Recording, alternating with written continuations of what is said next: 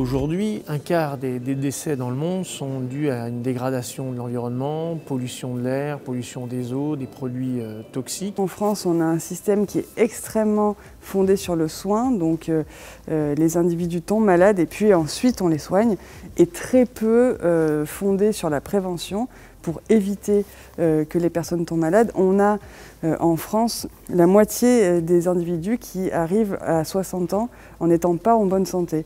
L'espérance de vie est dans la moyenne européenne, mais l'espérance de vie en bonne santé est faible en France. Il y a un concept qui existe, le concept de santé unique, pour agir à la fois sur la santé des hommes et des femmes et à la santé de la planète, de l'environnement et de la biodiversité. Tout est lié. Donc l'idée, c'est de pouvoir, je pense, apporter une réponse globale pour améliorer l'environnement global des individus, pour préserver le capital santé.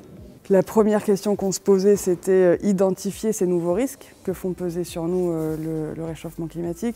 Voilà, quels sont-ils? Donc on voit qu'il y a plus de pollution chimique, plus de pollution hormonale, etc. La deuxième question, c'était la question du financement.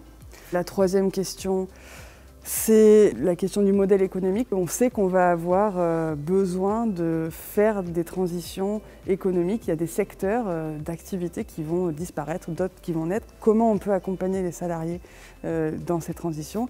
Et la quatrième question qu'on se pose, c'est l'ouverture de nouveaux droits, comme la question de la sécurité sociale et alimentaire.